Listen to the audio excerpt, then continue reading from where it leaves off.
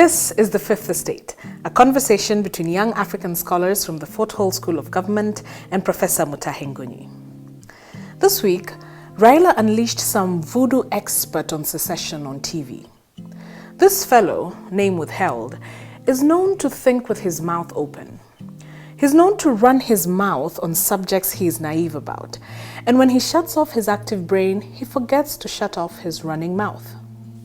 This voodoo expert on secession suggested two surprising things. One, that Raila supporters should secede from Kenya, and the secession should split the country into two. Raila supporters should form an independent country and make him president. And in this country, they have the liberty to make him emperor or dinga if they want to. This secession project, in our view, is about making Raila president or emperor of anything, even Kibera. It's not about his 6.7 million wounded voters. The second thing the voodoo expert on secession told us was that the bullet would replace the ballot. And our reading of this is simple. This secession project will be powered by the bullet. And if this is the Raila trail of thought, it must be seen as a declaration of war. But we must not be too hard on this voodoo expert on secession politics. He is just a pawn in the hands of a foxy master. As Professor Francis Mbuga taught us in Betrayal in the City, when the madness of an entire nation disturbs a solitary mind, it is not enough to say that the man is mad. This voodoo expert is not mad. He is just a disturbed mind. And Foxy Baba is exploiting his disturbia. He is using the disturbed intellectual to jumpstart the violence that did not happen. Period. But we need to break this down. Why is Raila using an intellectual from Kiambu to preach secession? Why is he using this man from Kiambu to declare that the bullet will replace the ballot? Why? I have no idea. All I know is that secession in Africa is known to breed ethnic cleansing. And if we refused to fight after the election, the secession project will be the new driver of war. And mass action will introduce this war. If this is true, the best salesman for this agenda is a naive intellectual from Kiambu. He is being set up. Should this conversation on secession even happen? Is it not treasonable? Is it okay for people to talk about arming themselves and replacing the ballot with the bullet? Are we not pushing this democracy story to a point that it is destructive to country? In our view, we must not take this secession project lightly. Raila began it by normalizing violence as a tool of political negotiation. And he did this to the IEBC. And he won. Now, he has threatened to use mass action to fight election theft. And the intention here is to cause unrest. And from this unrest, Raila will build a war of secession or threaten to do so. Not because he loves the country or the people he wants to liberate, but because he is greedy for power. The question we ask the country, therefore, is this. Are we ready for another 5 years of unending politics just to make Raila president? Are we ready for a return to tear gas Mondays? And the answer is a resounding no. We are tired. But what is worse is that we are not amused by the casual talk about secession and people arming themselves. This nonsense, this piffle, this madness must be stopped. Maybe we should not be quick to dismiss David Day as an angry and ignorant voodoo expert.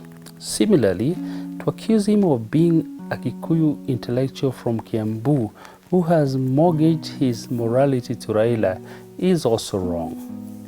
This suggests that he is following the Raila money, and that I think is wrong. But having said that, I think David Day is misleading Raila on the secession project.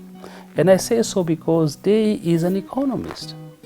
On the mechanics of war and secession, this man is completely untaught. He is naive at best.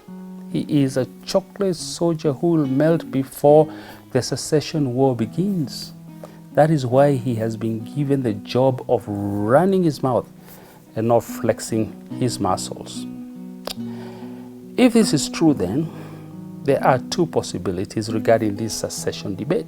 One, this secession talk is a diversion. Raila is using it to divert attention from the Supreme Court petition, and maybe he has a bombshell he is going to drop at the Supreme Court, but I highly doubt this.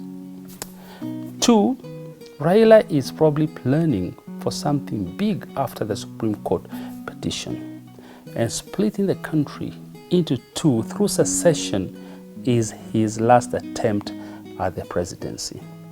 In my view, this is his next stop after the Supreme Court petition. Now we must turn to the 6.7 million voters who feel wounded. And we must remind them that choices have consequences. Because they were misled into supporting Raila, they must live with the consequences of that choice. And in saying this, we echo the words from The Godfather: nothing personal, just business. But there is one more thing. Should the leaders of the 6.7 million voters be accommodated in government? Should their leaders be invited into a coalition government with Uhuru? And the answer is zero. Although in the past we have supported the idea of a coalition government, we have revised this position. If Raila wants to force a coalition government through threats of secession, this is equivalent to bullying, and Uhuru Kenyatta must not be bullied into sharing power. Because he won this election fairly, he must get violent at any suggestion that he should share power. Similarly, he must deal decisively with the threat of secession. This is not just a declaration of war. Raila is serving notice of possible ethnic cleansing. And we say so because secession wars are ethnic wars. This is why Uhuru must stop this secession nonsense decisively and instantaneously. As a young student of law, my opinions are still forming. And because of this, I am only allowed by the government to ask questions. And here is my question. It borrows from Langston Hughes. It is a question for NASA. What happens if your dream is postponed until 2022? What happens to a dream deferred? Does it dry up like a raisin in the sun? Or fester like a sore and then run? Does it stink like rotten meat? Or crust and sugar over like a syrupy sweet? Maybe it just sags like a heavy load. Or does it explode? So, what happens to the NASA dream? What happens to the dream of Canaan promised by Raila? Will it explode? And is it exploding through secession talk? I have no idea. All I know is that Raila should retire. This man is dreaming because he is old. He is blaming his failure on thieves and on a computer that gives birth to leaders. And maybe he's doing this because his dream has exploded. And now, our final thought. We have submitted in the past that Raila was called by God to liberate the people. He was called to be Moses. But then in 2007, we sent Baba to the house of Pharaoh, and he was to proclaim and declare to Pharaoh, "Let my people go." Then he was to lead the people from bondage to Canaan. But when Raila reached the house of Pharaoh, he was overcome by greed. Foxy Pharaoh convinced Raila to share power 50-50 with him. He convinced Raila to forget the nonsense of liberating peasants and enjoy the pleasures of power. And Raila grabbed the deal without blinking. Imagine if Moses had agreed to share power with Pharaoh and abandon the liberation mission. The sin would have been unforgivable. But this is exactly what Raila did. And because of his sin of greed, he was condemned never to see Canaan. And if he was never to see Canaan, how was he going to take us there? He tried mass action. It failed. He tried tyranny of lies. It failed. He is trying secession. It will fail. In sum, this old man should just go home.